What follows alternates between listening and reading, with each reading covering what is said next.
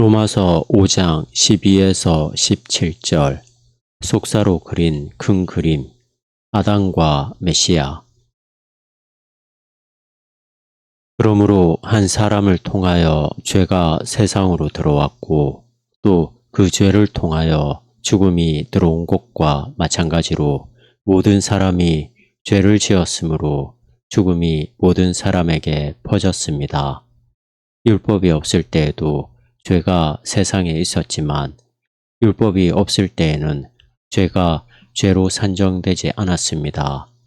그러므로 아담으로부터 모세에 이르기까지 죽음이 지배하되 아담이 명령을 어긴 것과 같은 죄를 짓지 않은 사람들까지도 지배했습니다.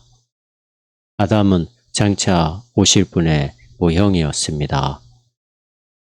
그러나 이 선물은 그 범죄와 같지 않습니다. 많은 사람이 한 사람의 범죄로 죽었다면 하나님의 은혜와 메시아 예수 한 사람을 통한 은혜 안의 선물은 많은 사람에게 더욱더 풍성했으니 말입니다. 또한 이 선물은 한 사람의 죄로 말미암은 것과 같지도 않습니다. 하나의 범죄에 따르는 심판은 유죄 판결을 가져왔지만 많은 범죄에 따르는 값없는 선물은 무죄 판결을 가져왔습니다. 한 사람의 범죄로 말미암아 죽음이 그 사람을 통해 지배했다면 은혜와 함께 언약의 신분이라는 선물, 곧 의롭다는 선물을 풍성하게 받은 사람들은 메시아 예수 한 사람을 통한 생명 안에서 더욱더 풍성히 지배할 것이니 말입니다. 그 조각가는 자기 작품에 아주 만족했다. 그의 멋진 조각상은 도시 광장에 서 있었다. 조각상의 주인공은 평생 그 작은 항구에서 살았는데 연한 경비 봉사를 조직한 것으로 유명했다. 그는 한겨울 폭풍 속에서 암초에 걸린 수많은 사람들을 그야말로 혼자서 목숨을 무릅쓰고 구출한 일로 명성이 자자했다. 시에서는 감사의 뜻으로 조각가에게 의뢰하여 그의 동상을 세워주었다. 그러나 머지않아 시련이 찾아왔다. 이듬해 여름, 소란스런 불량배 일당이 실컷 놀아볼 요량으로 마을에 들어왔다. 그들은 작은 도로를 마구 휘젓고 다니며 유리창을 여러 장 깨고 행인들에게 거친 욕설을 퍼부었다. 동상을 발견한 그들은 장난을 제대로 한번 치기로 했다. 먼저 동상을 붉은색 페인트로 마구 칠하고 나서 돌을 던졌다. 또 차례로 뛰어올라 두 발로 동상을 가격했다. 몇 분 동안 그러고 나자 동상은 하단이 망가졌고 길바닥에 쓰러져 산산조각이 나고 말았다. 청년들은 낄낄거리며 달아났다.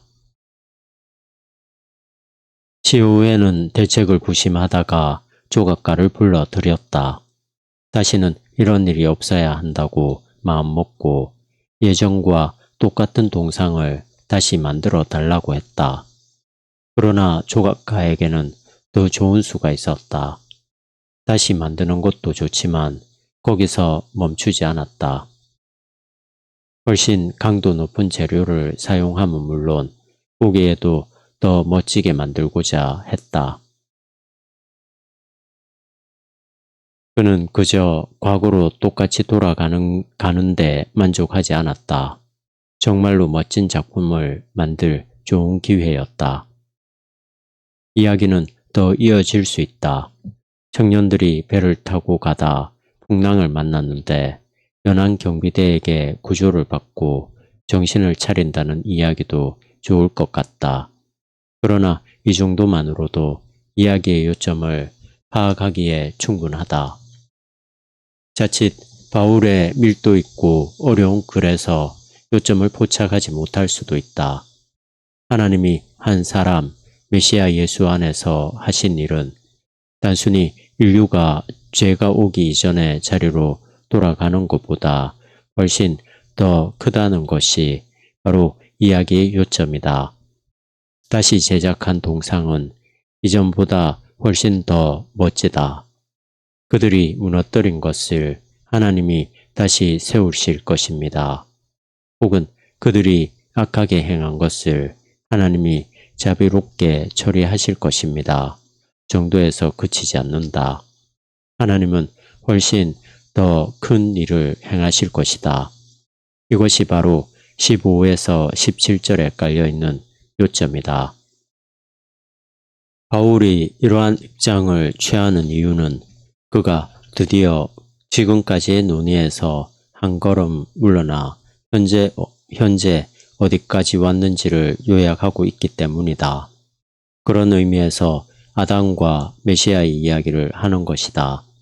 아브라함과 맺은 언약의 요점은 지금까지 줄곧 주장한 것처럼 인류의 원죄, 곧 죽음을 초래하고 진정한 인간성의 붕괴와 부패에 이르는 근본적인 우상 숭배에서 되돌리는 것이었다.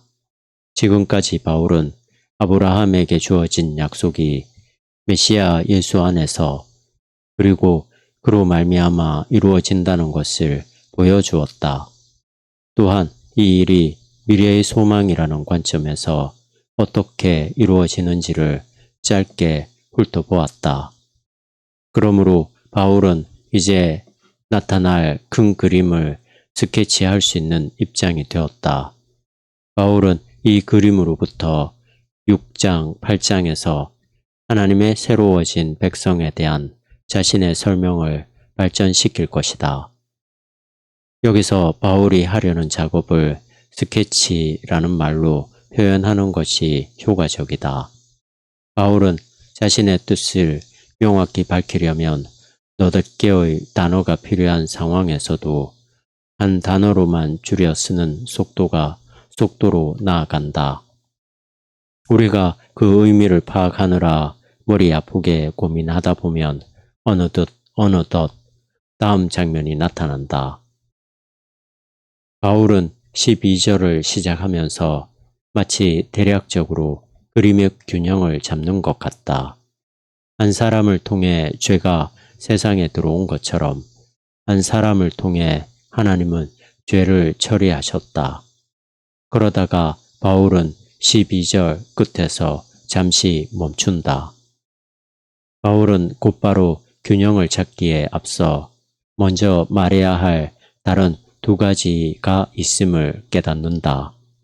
이러한 부가적인 내용 가운데 첫째가 13에서 14절을 차지하고 둘째는 이미 짧게 살펴본 15에서 17절의 주제다. 13에서 14절에서는 난제를 하나 설명하는데 설명해 두지 않으면 계속 거치적거릴 것이다. 아담과 모세 사이에 긴 시간이 흘렀다. 아담은 직접 명령을 받았지만 그것을 어겼다. 그래서 하나님은 모세를 통해 이스라엘에게 일련의 직접 명령을 주셨는데 그들은 그것마저 어겼다. 초기 역사를 대략적으로 설명해보면 아담과 모세 사이, 곧 그들의 소행을 계속 추적하는 율법이 없었을 때조차도 인간은 계속 죄를 짓고 죽어갔다. 7장에서도 보겠지만 죄에 대한 전반적인 규정 내에서 모세의 율법이 차지하는 위치와 역할은 바울에게 대단히 중요하다.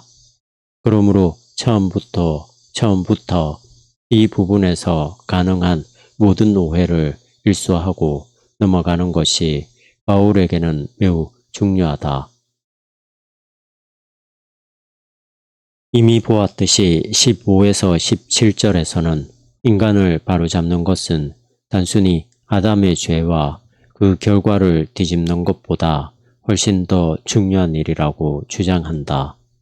범죄와 선물은 대등한 수준에서 비교할 수 있는 것이 아니다. 죽음은 전적으로 부정적이다. 생명이라는 하나님의 선물은 죽음과 단순하게 견줄 수 없다. 죽음과 새 생명은 대등한 수준에서 비교할 수 있는 것이 아니기 때문이다.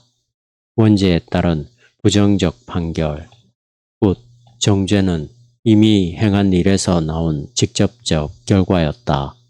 그러나 하나님은 죄 밖에는 보이지 않는 상황에서 주도권을 잡으시고 인류가 황폐하게 망가져 버린 바로 그곳으로 오셨다.